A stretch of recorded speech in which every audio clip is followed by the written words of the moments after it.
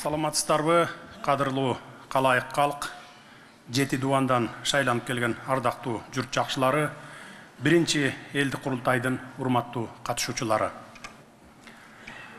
Байыркы карт тарыхтын бүктөмдөрүндө изи жаткан, Алтай менен Эне сайдан Ала тоого чейинки узак жолду басып өткөн, даңазасы урпактарын сыймыкка бөлөгөн ата бабаларыбыздын түп мүдөөсү, улуттун уркун кылымдарга улаган, түркүгү бекем мамлекет куруу болгондугун эс тутумубуздан чыгарбай, биз Манас атанын бүгүнкү урпактары ушундай ыйык ураандын жана келечек муун алдындагы улуу жоопкерчилигибизди сезип туюп, бүгүнкү улуу ишти баштап отурабыз.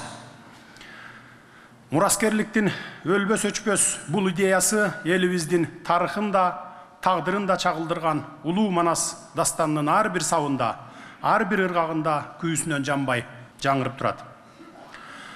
Ата бабаларыбыз эл журтту башкаруунун өзөгүн биримдик жана калыстык бекем орноторун тааныган.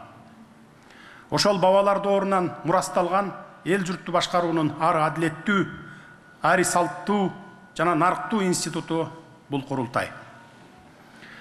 Бүгүнкү күнү курултай элибиздин тарыхый мурасына төп келген коомдук саясий институт катары жаңы конституциябыз аркылуу өз макамына ээ болду.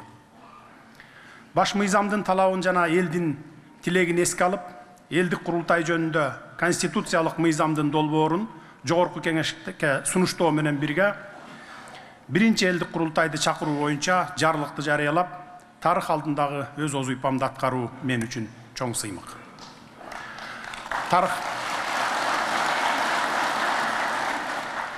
Тарыхка сарасеп салсак, калкыбыздын элдик жыйын аркылуу мамлекет куруп, келечекти аныктаган учурлары көп кездешет. Маселен, биздин доорго чейинки 10-кылымда эле Кытай булактарында эскерилген кыргыздар, биздин доорго чейинки 3-кылымда хуннулар менен таймашкан мамлекетибиз, Барсбек Каган жана анын жолун жолдоочулар башында турган 840-жылдан тарта улуу кыргыз дөөлөтү атагына ээ болгон каганатыбыздан тартып, берегидеги Тагай би Мухаммед Кыргыздан Ормонхан Ниязбек уулунун тушундагы мамлекеттик түзүлүштөргө чейинки тажрыйбабыз биз сөз кылып жаткан элдик курултайдын айкын күбөсү.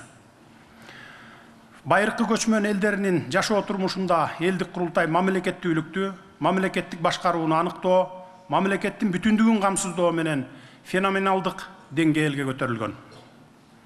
Биздин ата бабалар ушул курултай институту аркылуу эл менен бийликти байланыштырып, элди бийликтин чыныгы ээсине айланткан. Андыктан биз анын байыркы уңгусун бузбай, ошол эле маалда заман талабына ылайыктап, калкыбызды олуттуу чечимдерди кабыл алуу иштерине кеңири катыштырууну көздөп жатабыз. Бүгүнкү биринчи элдик курултайыбыздагы элибиздин, мамлекетибиздин өсүп өнүгүүсүнүн жолдорун издеген, жалпы калк акылдашып кеңеше турган улуттук улуу жыйын десем жаңылышпаймын. Демек, элдик курултай институту кыргыз мамлекетин жана коомун чыңдоого, туруктуу өнүгүүсүн колдоого, жашоонун сапатын жакшыртууга, улуттук кызыкчылыктардын айланасында коомду бириктирүүгө көмөктөшөт деп ишенемин. Кыргызстан элин түзгөн коомчулуктун пикирлешүүсүн жүзөгө ашыруу максатын көздөгөн элдик курултай институту өтө орчундуу жана маанилүү мамлекеттик чечимдерди кабыл алууда кеңири коомчулуктун макулдашылган позициясын, чечимдерин карап, жаңы идеяларын өлкө жетекчилигине сунуштайт. Урматтуу биринчи элдик курултайдын делегаттары, Конституциябызда Кыргыз Республикасынын президенти жыл сайын элдик курултай алдында өлкөдөгү жагдайдын абалы, ички жана тышкы саясаттын негизги багыттары жөнүндө жылдык кайрылуу жасайт деп белгиленген. Сиздерди 2 жылдан бери өлкө жетекчилиги тарабынан жасалып жаткан иштер тууралуу кең кесири маалыматты жогорудагы видео роликтен көрдүңүздөр. Эми аны улай олуттуу иш аракеттерибизге учкай токтолуп кетүүгө уруксат этиңиздер. Элдин турмушун жакшыртууга, мамлекетти өнүктүрүүгө багытталган ар бир кадам мамлекеттик бюджетке барып такалгандыктан, биз бийликке келгенден тарта өлкө казынасынын каржысын көбөйтүүгө бар күчүбүздү, аракетибизди жумшап келебиз. Ошондуктан фискалдык саясатты күчөтүп, кирешелерди көбөйтүү мүмкүнчүлүктөрүн издедик, жолун издедик. Жыйынтыгында 2020 жылдагы консолидацияланган бюджеттин көрсөткүчтөрү 248 миллиард сомду түссө, 2021 жылдын жыйынтыгында ал эч бир кошумча салык киргизбестен, салыктардын төлөмдөрүн жогорулатпастан туруп, тескерисинче кээ бир салыктын түрлөрүн жойгонубузга карабастан 313 миллиард сомго жетти.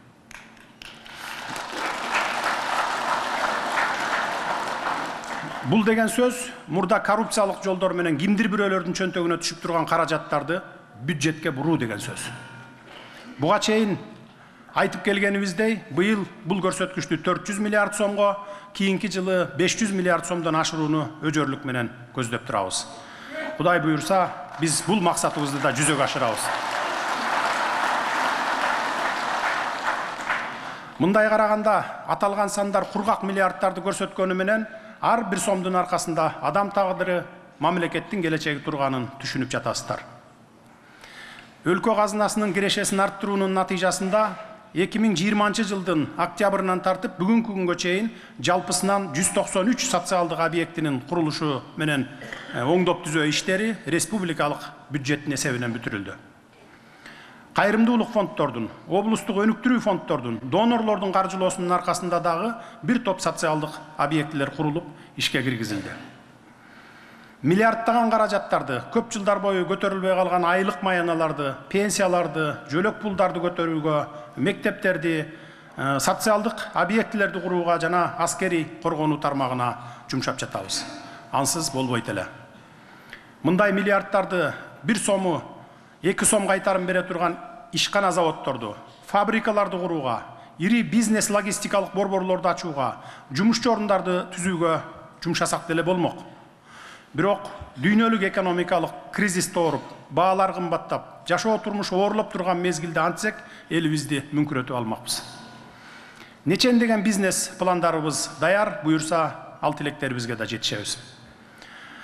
Президенттик кызматка киришкенден тартып, белгилүү бир кыйынчылыктарга карабастан, саясий өңүттөгү стратегиялык өнөктөштөрүбүз, тарапташтарыбыз жана дос өлкөлөр менен кызматташууну жолго коюуда мамлекеттик кызыкчылыктардын сакталышына жетиштик. Сырткы алака катышыбызды жакшырткандан тышкары, эл аралык иш-чараларга жигердүү катышуу аркылуу дүйнөлүк коомчулуктун, эл аралык донорлордун, каржы институттарынын көңүлүн Кыргызстанга бурууда бир топ алгылыктуу иштер жасалды. Өлкөбүздүн тышкы байланыштары жөнгө салынып, бюджетибизди арттырууга багытталган мээнетибиздин акыбети кайтып, натыйжада негизги тармактарга ийгилик жаралды. Эми алардын орчундууларына азын-аулак токтолуп өтөйүн. Биринчиден, бүгүнкү күндө жеримдин суусу дары, таштары алтын деп ар бир кыргыз жараны Кыргызстандын ажайып жаратылышы менен сыймыктанып, кен байлыктары менен мактанып келебиз. Ошол эле маалда мактанган кен байлыктарыбызды канткен күндө өлкөбүздүн кызыкчылыгы үчүн иштетебиз деген суроо ар бирибиздин оюбузда турат. Элибиздин минтип санаркап түйшөлүүсү жөндүү. Коррупциянын айынан башка өлкөнүн экономикасын байытууга кызмат кылып келген кумтөр сыяктуу алтын кенибизди өзүбүзгө кайтарып алууга канчалаган эр азаматтар башын сайып, татаал тагдырларга кайыл болуп өмүрлөрүн арнашты эле. Кудайга шүгүр дейли, кеч болсо да ата журтубуздун билими терең, ак караны ажырата билген, дили таза, бир нече тилде эркин сүйлөгөн уул кыздарынан топтолгон команданын талыкпаган эмгегинин аркасында элибиздин ири кен байлыгын Кыргызстандын өз ээлигине кайтарып алдык.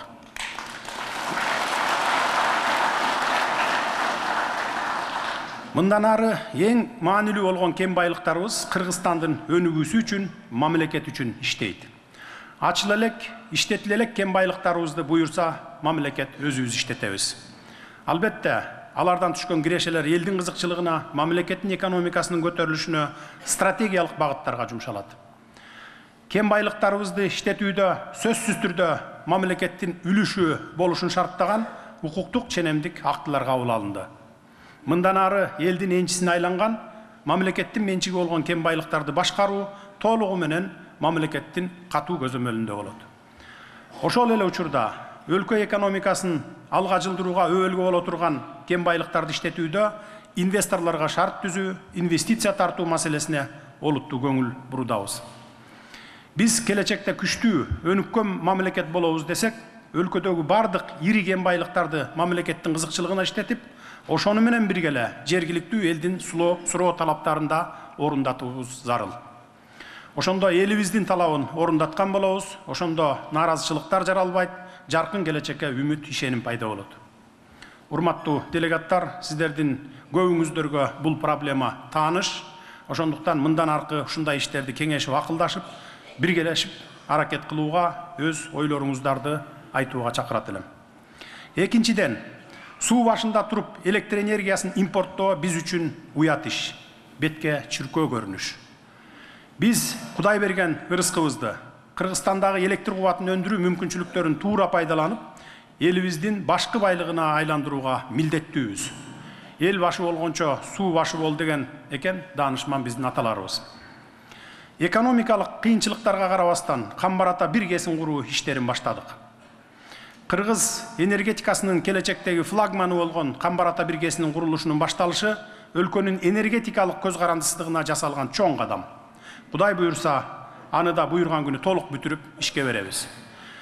Ошону менен бирге бир нечелеген чакан кестердин курулуштарын баштадык. Айрымдары жакынкы мезгилде ишке кирүүнүн алдында турат.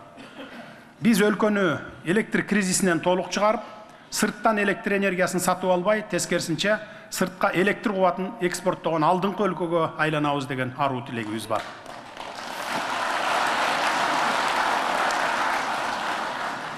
Камбарата бир кеси биздин мамлекет үчүн өтө маанилүү стратегиялык долбоор.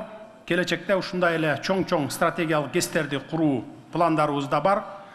Ага биздин табиятыбыздан берилген мүмкүнчүлүк жооп берет. Үчүнчүдөн, биз эгемендикти алган алгачкы жылдардан бери эле сөз болуп, бирок айрым бир саясий кызыкчылыктардын каршылыгынан улам чечилбей келаткан маселени деңизге чыгуу мүмкүнчүлүгүн түзүп, мамлекетибизди туюктагы мамлекет деген аттан арылтуучу Кытай, Кыргызстан, Өзбекстан темир жолун куруу келишимине жетишип, ишти ыкчам баштадык. Бүгүнкү күндө Кытайдан инженерлер, адистер келип, 200-гө жакын. Кыргыз адистери менен бирге Нарын, Жалал-Абад облустарында изилдөө иштерин жүргүзүшүүдө. Бул жол мамлекет үчүн келечекте ири кирешелердин агылып келишине жана сырттан инвестициялардын тартылышына кеңири шарт түзөт. Төртүнчүдөн, темир жол курулушуна, кестерибизди курууга, өлкөдөгү бардык курулуштарга сырттан темир сатып албай, өз темир кендерибизди пайдаланууну көздөп жатабыз. Себеби бүгүнкү күндө темир сатып алууга жылына бир нече миллион доллар жумшайт экенбиз. Тагыраак айтсам, жылда темир сатып алуу үчүн эле сыртка миллиондогон долларлар акчаларыбыз өлкөдөн чыгып кетип жатат. Ушул олчойгон каражаттарга өзүбүздө заманбап темир иштете турган завод куруп алсак, өлкөбүздөн ири каражаттардын сыртка агып кетишин токтотуп эле калбастан, темирди экспорттоо менен мамлекетибиздин казынасына олуттуу киреше киргизебиз. Элибиздин жашоо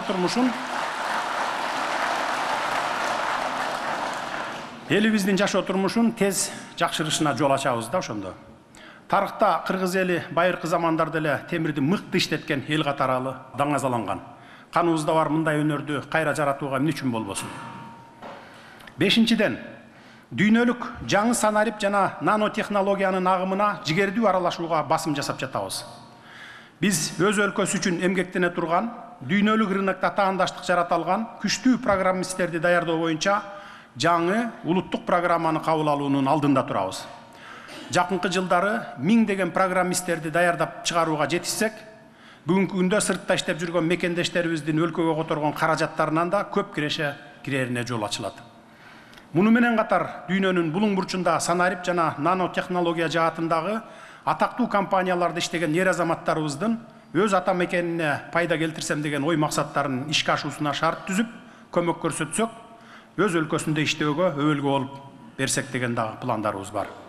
Алтынчыдан, эгемендүүлүк жылдарында билим берүү жаатында да олуттуу кемчиликтер кетирилгенин жакшы билебиз.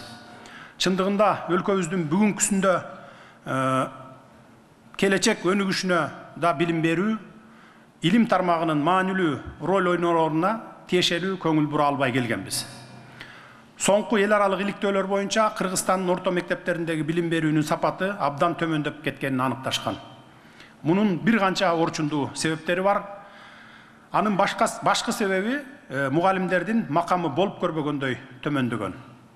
Анткени мыкты, билимдүү мугалим гана окуучуларга мыкты билим берет. Эгер биз мугалимдерге жогорку айлык маяна койбосок, анда өз ишин мыкты билген адистер мугалимдикке барышпайт. Өзүңүздөр күбө болгондой, билим берүүнүн стандарттары кайрадан каралып чыкты. Жарлыктын негизинде мектеп директорлорунун ротациялоо боюнча тиешелүү иштер жүргүзүлүп, жакшы натыйжаларын бере баштады. Каржы булактарын таап, мугалимдердин эмгек акылары эселеп көтөрүлдү. Мектептерде мугалим болуп иштөөнү каалагандар көбөйүп, мугалимдер эми жигердүү иштей башташты. Мугалимдерге болгон мамиле мындан ары дагы күчөтүлөт. Кезекте мектептердин окуу программаларын дүйнөлүк стандарттарга чыгаруу менен тиешелүү окуу куралдарын жаңыртуу, билим берүү тармагын толук компьютерлер менен камсыз кылууну колго алдык. Урматтуу делегаттар, жасалып жаткан иштер билим берүүнүн сапатын арттырууга болгон алгачкы кадамдар экенин эске алып, курултайда Кыргызстандын келечегине кайтыгер карабастан мекенин сүйгөн, терең билимге, таалим-тарбияга сугарылган, адеп акылактуу жаштарды окутуп чыгаруу темпин тездетүү маселелеринин жолдорун бүгүн сиздер да талкууга алып, сунуштарыңыздарды бересиздер деп ишенем. Деги эле жаштарга болгон мамлекеттик мамилени түп тамырынан тарта кайра карап чыгууну ойлонуштуруудабыз. Жаштар биздин келечегибиз деген сөздү көп айтабыз, бирок жаштарга туура багыт көрсөтүп, келечекке болгон көз карашын, мамлекеттик кызыкчылык, улуттук кызыкчылык дегенди айыра билүүсүн, коомдук кабыл алуусун калыптандырууда, жаштарга камкордук көрүүдө кайдыгерликке жол берип коюп жатабыз. Мындан ары маселенин ушул жагына терең маани берүү аракетин көрүүдөбүз. Сиздерден да ушул багыттагы ойлоруңуздарды ортого салууну суранат элем. Ошону менен бирге бүгүнкү замандын реалдуулук шартында илимдин, техниканын жана инновациянын өнүгүү деңгээли коомдун өнүгүүсүнүн негизги артыкчылыктарынын бири болуп саналат. Муну эске алуу менен мамлекет биринчи кезекте өлкөбүздө илим багытын өнүктүрүү үчүн жаңыча билим берүү ыкмаларын иштеп чыгуу процессин жана илимдин түздөн түз жашообузда пайдаланууну ишке ашыра турган ынанымдуу далилденген багыттарга өзгөчө көңүл бурат. Биз өлкөдө болгон инновациялык мүмкүнчүлүктөрдү өндүрүштүн керектөөлөрүнө дал келбесе, илим менен өндүрүштүн байланышынын үзүлүшүнө алып келерин унутпашыбыз кажет. Бул өтө маанилүү жагдай. Буга байланыштуу Кыргыз Республикасынын жогорку кесиптик билим берүүсүнүн билим берүү уюмдарынын потенциалын жана атаандаштыкка жөндөмдүүлүгүн жогорулатуу боюнча чаралар жөнүндө жарлык чыккан.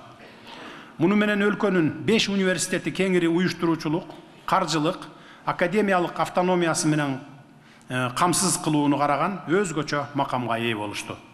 Эми ал университеттер инновациялык жана атаандаштыкка жөндөмдүү илимий борборлорго айланат. Жетинчиден, кайсы гана кубаттуу мамлекетти албайлы, ал мамлекеттин өзөгүн түзгөн, таянган тоосу, байланаар мамысы болуп күчтүү улут турганын көрөбүз. Ар тараптан жетиктүү күчтүү улуту менен мамлекет кубаттанып, ар кандай соккуларга солк өтпөй бекем турат. Биз 3000 жылдан ашык тарыхта атыбыз сакталып келе жаткан улуу элбиз. Мезгилдин катаал жүрүшүндө керек болсо бирдиктүү мамлекетибизден айрылган кыйын кезеңдер да башыбыздан өткөн. Бирок ошол 3000 жылдык карт тарыхты басып өткөн улуу кыргыз элинин ыйык туткан рухий баалуулуктары, карманган нарк насилдери, тили менен маданияты улутубузду мезгилдин бороонунан жок кылбай сактап келди.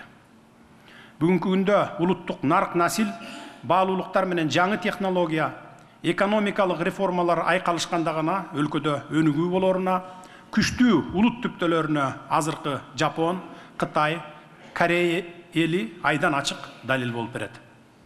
Кудайга шүгүр, биз жогоруда айткандай, ата-бабаларыбыздан бизге дагы бай мурас, каада салт, нарк насил калган. Болгону биз аларды мезгилдин талабына жараша кайра иштеп чыгып, туура пайдаланып, туура багыттай билишибиз керек. Урматтуу делегаттар, руханий баалуулуктарыбызды, нарк насилдерибизди, улуттук жүзүбүздү бүгүнкү дүйнөлөшүүнүн оор мезгилинде бузбай сактап калуунун жолдорун талкуулап, сиздер менен биргеликте кеңешсек дейт элем.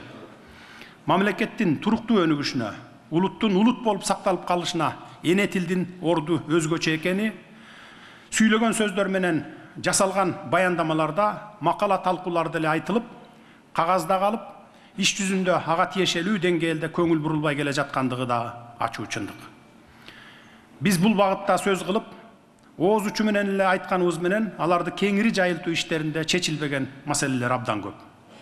Эне тилибиз өз ордун табыш үчүн мамлекеттик тил саясатын жүргүзгөн мамлекеттик тил комиссиясынын ыйгарым укуктарын кеңейтип, мамлекеттик тилди өнүктүрүү чөйрөсүндө бирдиктүү саясатты жүргүзүү максатында мамлекеттик тил жана тил саясаты боюнча улуттук комиссия деп кайра атоо боюнча жарлык кабыл алдык.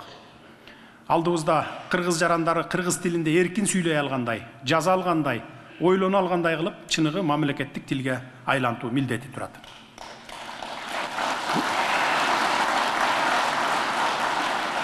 Бул үчүн кандайдыр бир деңгээлде ички зарылдыктын болушу шарт, ансыз тилибиз өз макамына толук ээ боло албайт.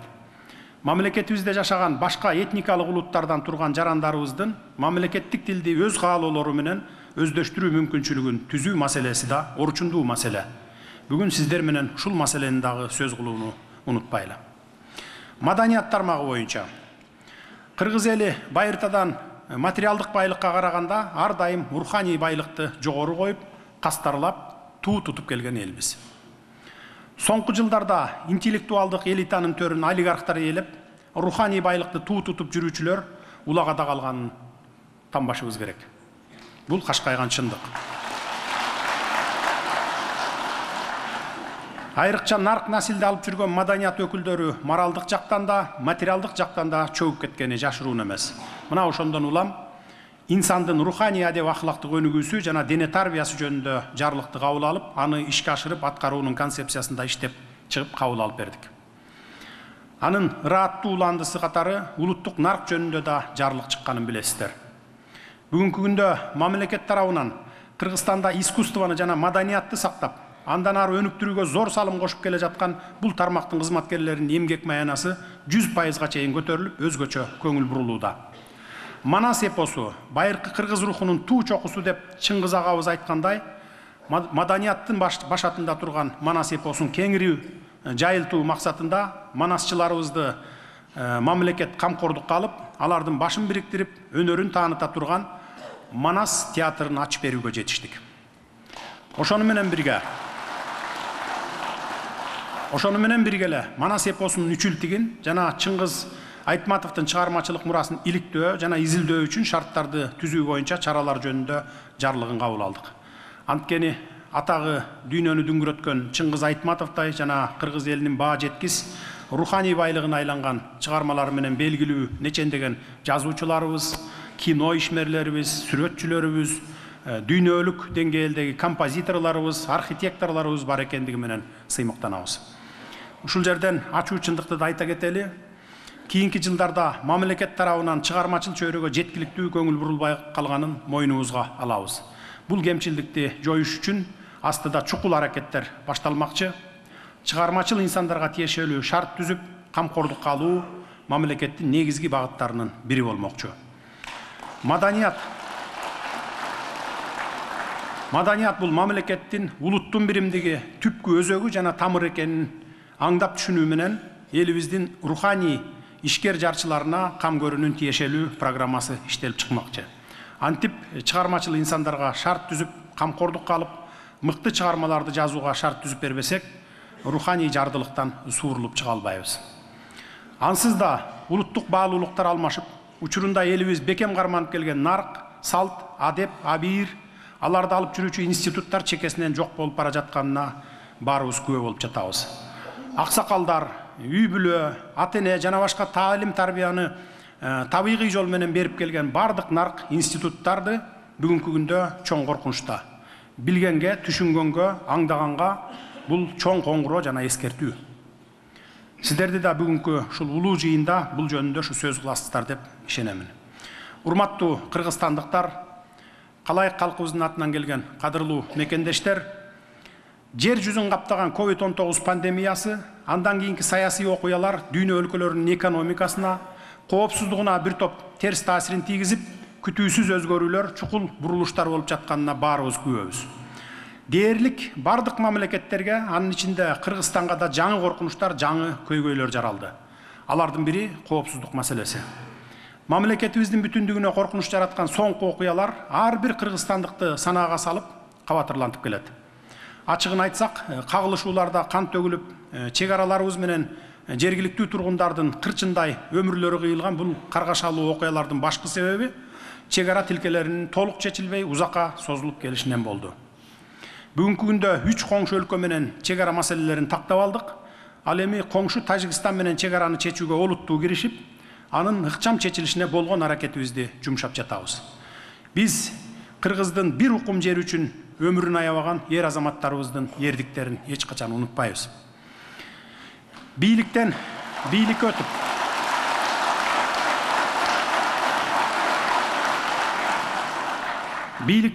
өтүп, чечилбеген чоң көйгөй болуп бизге жеткен чек ара маселесин кийинки муундун өкүлдөрүнө калтырбай, кандай кыйынчылыктар жаралса дагы чечип берүүнү эң башкы максатыбыз деп кириштик. Себеби бир карыш жер үчүн куралдуу кагылыштар чыгып, канчалаган күлгүндөй өмүрлөрдүн жайрашына, канчалаган ата-энелердин медер тутуп, тирек кылган уулдарынан ажырап, кан жутуп калышына мындан ары жол берилбеши керек. Эң башкысы ата-бабалардан мурас калган кутман жерибизди урпактарга толук сактап, ушул бойдон өткөрүп беришибиз башкы милдетибиз.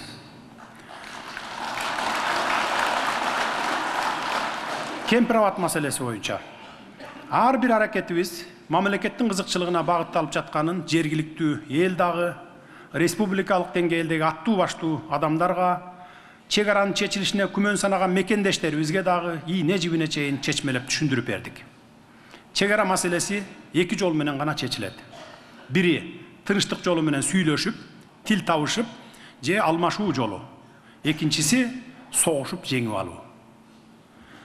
Бул дүйнө жүзүндө тээ байыртан келе жаткан кеңири тараган ыкма.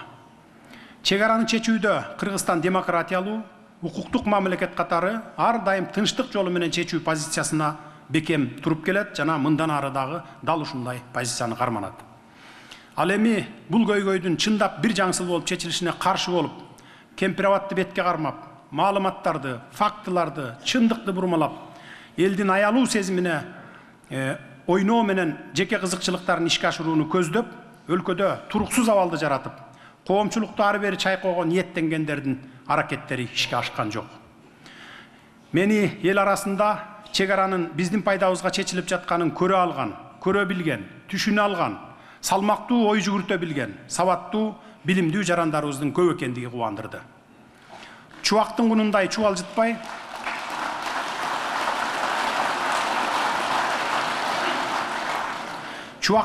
чубалжытпай, дагы канча кагылыштарга себеп кылбай, чек ара маселесин биротоло чечүүнү колдоп берген эл журтубузга дагы бир жолу терең ыраазычылык билдирем. Бүгүнкү күндө коопсуздукка байланыштуу азыркы заманбап чакырыктар коргонуу чараларыбызды күчтөндүрүүнү талап кылып жатканын жакшы билесиздер. Өлкөбүздүн коргонуу жөндөмдүүлүгүн чыңдоо максатында Коргоо министрлиги кайра түзүлүп, армиябыз күчтөнүүдө. Ага жараша биздин аскерлерибизге коргонуу мүмкүнчүлүктөрүнө көңүл буруп, ар тараптан күчтөндүрүү аракеттерибизге күбө болуп жатасыздар. Мен кызматка келгенде брондолгон аскер техникаларыбыз жок болсо, бүгүн дал ушул коопсуздук маселесине республикалык бюджеттен болуп көрбөгөндөй каражат бөлүнүп, Тигр маркасындагы атайын бронетехникалар, оор жүк ташуучу аскердик унаалар, байрактар тиби 2, акынжы, ак сүңгүр соккуруучу учкучсуз учуучу аппараттары, курал жарактын жана аскердик техникалардын заманбап түрлөрүн сатып алдык.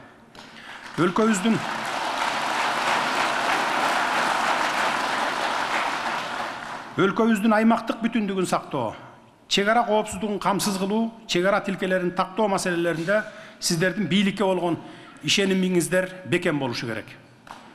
Мындан сырткары, ар бир уул кыздарыбыздын мекенди сүйүү, аны коргоо деген ыйык милдети ар дайым жүрөгүндө сакталып, жүрүү, аң сезимин бала кезинен калыптандыруу багытында иштерди жолго коюу пландарыбыз бар. Кудай буйрса бул ишти жакында баштайбыз.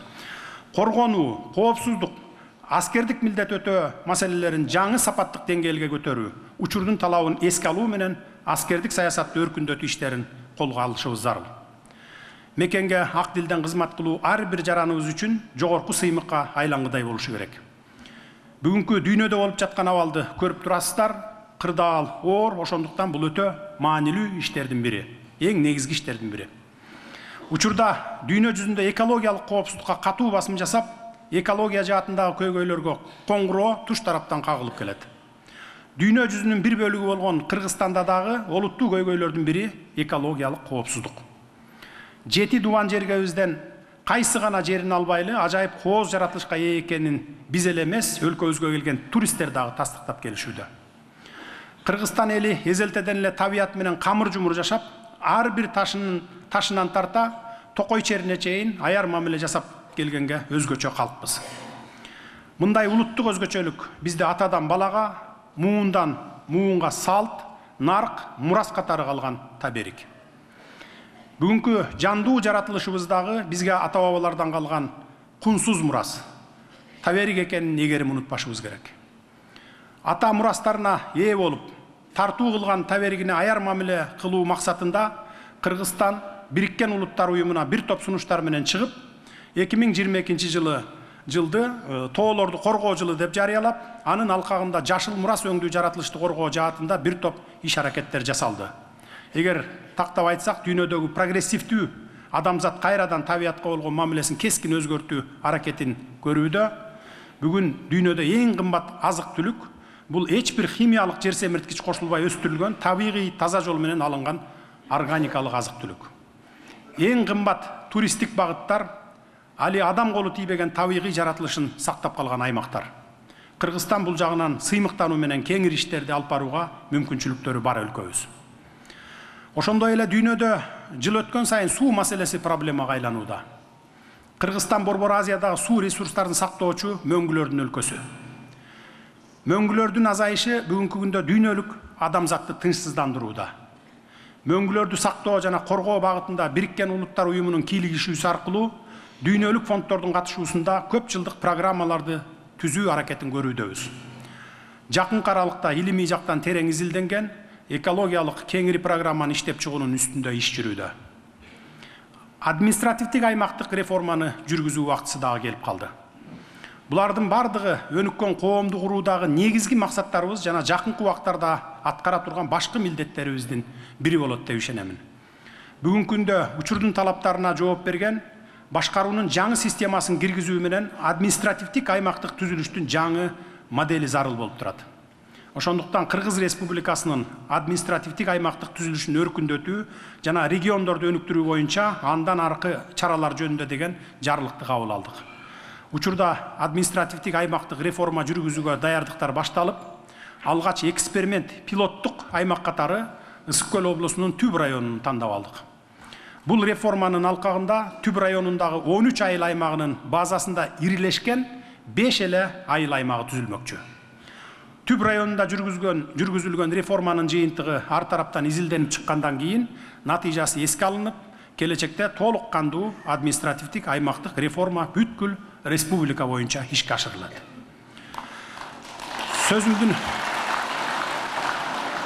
Сөзүмдүн башында белгилеген тышкы саясаттагы ишмердикте артыкчылыктуу маселе чет өлкөлөрдө жүргөн мекендештерибиздин укуктары менен кызыкчылыктарын коргоо болуп саналат.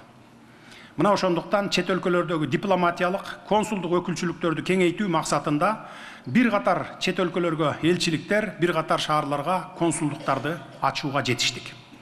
Чет жерде жүргөн мекендештерибиздин виза, транзиттик өтүү, өлкө аймагына кирип чыгуу, көчүү маселелерин жөндөй турган мекен карт системасы боюнча иштер жүргүзүлүп жатат.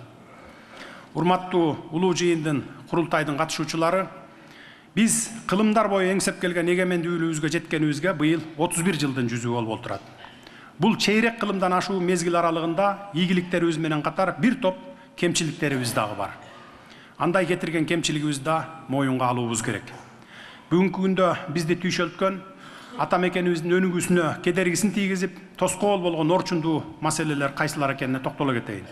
Мына ошолордун олуттуусуна токтолуп, сиздер менен чогуу кеп кылалы, талкуулайлы, ой бөлүшөлү. Өлкөнү ичинен кемирип жеп, Кыргызстандын өнүгүүсүнө, алга жылуусуна кедергисин тийгизип, бардык тармактарга тамырын кеңири жайып кирип алган коррупция көйгөйү дагы деле бар. коррупциянын тамыры ушунчалык кеңейип жайылган экен, биз өлкө башына келген күндөн тартып башкы милдетибиз катары карап, ага каршы чечкиндүү күрөш жүргүзгөнүбүзгө карабай, коомчулуктагы бул илдеттен али тазаланууга жетише албай келатканыбызды ачык айталы. Эки баштуу ажыдарга айланган бул коррупциянын бир башын кессек, кайра экинчи башы өсүп, дале токтобой келатат. Бирок кол кушуруп, шалдайып отуруп калган жерибиз жок. Коррупция менен айыгышкан күрөш уланып жатат. Биз 7 миллион калк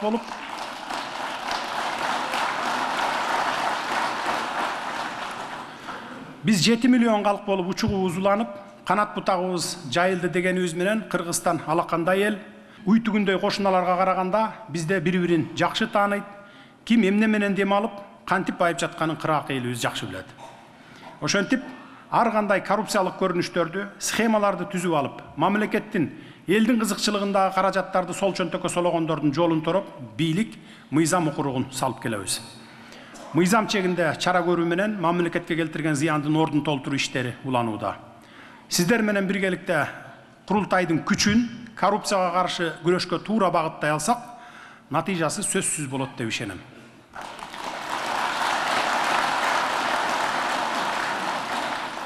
Элдик курултайда талкуулана турган башкы маселелердин бири дагы ушул коррупциянын кесепети жана аны алдын алуу иштерине басым жасоого жапатырмак киришсек дегим келет.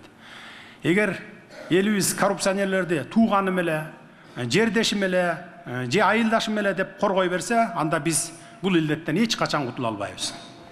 Элибиз коррупционерлерди, мамлекеттик, демек элдик мүлккө суук колун салгандарды жалпы жектесек, аларга болушпасак, коррупционерсиңби, мыйзам алдында жазаңды тарт десек, ошондо гана биз биргеликте коррупцияны жеңе алабыз.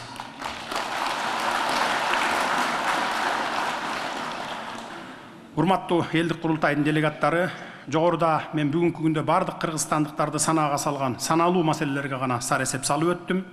Сөзүмдүн башында белгилеп өткөнүмдөй, байыртадан эле элибиз омоктуу ой калчап, олуттуу маселе талдап, келечекке кеңири жол ачкан элдик курултайларда, улуу жыйындарда биз ким элек, ким болдук, бүгүн кандай иш жасоодобуз, келечек муун үчүн кандай келечек түптөдүк деген суроолорго жооп издеп, тагдыр чечер чечимдерди кабыл алышыбыз керек.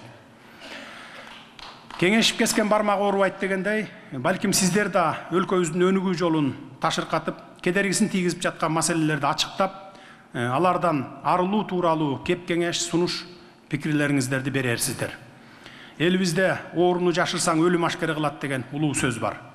Кыргызстандын өнүгүүсүн, элибиздин бакубат турмушун камсыз кылуу деген асыл максатыбыз үчүн бири-бирибизге кол кабыш кылып, баарыңыздарды бүгүн ушул жерде болгон көйгөйдү ортого ачык айтып, аны чечүүнүн жолдорун сунуштоого чакырам.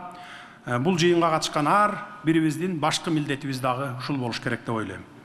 Бүгүнкү өтүп жаткан элдик курултай нагыз элдик жыйын экенине бир катар олуттуу себептер бар.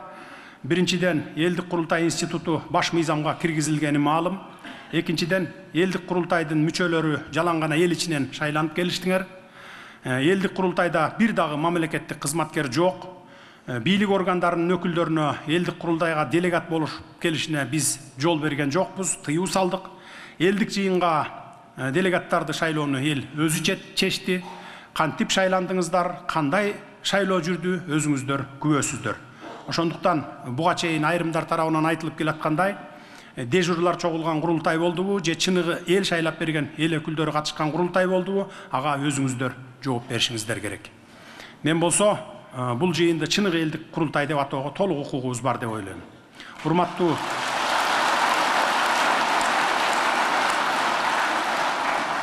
Урматтуу элдик курултайдын делегаттары, дагы бир маселени алдын ала белгилеп айтып кетүүгө уруксат этиңиздер. Жерлерден келген делегаттардын көкүрөгүндө өз аймагындагы көйгөйлөрдү айтып, аларды мүмкүн болушунча чечип калуу ниет максаттары турганы белгилүү. Айрым маселелер 40-50 жылдан бери чечилбей келе жатат. Мамлекетибиздин экономикалык мүмкүнчүлүгү жакшырган сайын аларды чечүү боюнча тиешелүү иштерди күчөтөбүз. Кудай буйрса, ал иштерди да жакынкы мезгилдерде жөнгө салууга болгон аракетибизди жумшап жатабыз. Айтайын дегеним, бүгүнкү улуттук жыйында мамлекеттик маанидеги маселелер көтөрүлүп, аларды чечүүнүн жолдору талкууланарына ишенимим чоң болууда. Буга ар бириңиздер омоктуу ойлор менен, дымактуу максат сунуштарыңыздар менен бөлүшүп салым кошосуздар деген үмүтүм бар. Ата айтып турган элдик курултайдын, улуттук улуу жыйындын кадыр баркын ар бириңиздер сүйлөгөн сөзүңүздөр, берген сунуштарыңыздар менен жогору көтөрүүгө чакырып кетер элем. Эгерде биз мамлекетибиздин, элибиздин кызыкчылыгын жеке кызыкчылыктан, тууган туушкандыктан бөлүнүп тирешүүдөн жогору койсок, мамлекетибиз үчүн, элибиз үчүн бир жакадан баш, бир жеңден кол чыгарууга жетишсек, анда байыркы кыргыз ата бабаларыбыздан калган улуу салтыбызга кайтып, улуттук деңгээлде ойлоно алган калк боло алабыз. Байыркы улуу кыргыз цивилизациясынын өзөгүнө дем берип, кайрадан жандандырып, кийинки муунга татыктуу мурастарды калтырабыз. Ошондуктан бүгүн сиздер менен биргеликте ата бабаларыбыздын баштаган ишин, баскан жолун эскерип, аларды улантууну колго алабыз деген ишеним, терең ишенимдемин. Ар бирибиз айткан сөзүбүз менен кылган ишибиздин айкалышсын деп тилек кылалы. Мындан ары элдик курултайыбыз элге кызмат кылган нагыз элдик жыйынга айлансын. Мамлекетибиздин түркүгү түбөлүккө бекем болуп, баштаган ишибиздин ийгилиги артсын.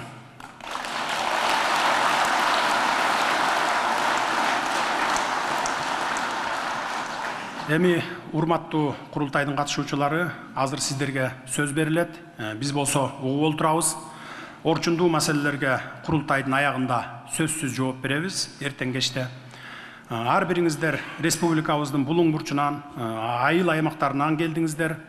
Сиздердин да сунуштарыңыздарды угалы. Албетте ачуу сөздөр айтылат. Ошол ачуу сөздөрдү дагы угалы деп сиздерди бүгүн ушул жерге чогултуп олтурабыз. Анткени айылдардын инфраструктурасын мындай коелу, жогорку бийлик өкүлдөрү 40-50 жылдан бери бир да жолу бут басып барбаган, унутта калган айылдарыбыз бар. Алардын айрымдары бийликке жетип турган болсо, айрымдары жетпей калган учурлар көп эле болуп келген. Бүгүн бул жерде бардык бийлик бутактарынын өкүлдөрү катышып олтурушат. Жогорку кеңештин депутаттары дагы бар толугу менен. 2 күн бою эч кимибиз эч жакка кетпейбиз. Аягына чейин угуп олтурабыз. Стенограмма дагы жазылат. Кийин министрлер кабинети жана мүчөлөрү ошол стенограмма менен иштешет. Сиздердин көйгөйлөрдү түздөн түз угуп, аларды орундатуу үчүн кийинки жылдардын бюджетине киргизебиз. Бүгүнкү курултайдын дагы максаты ушул.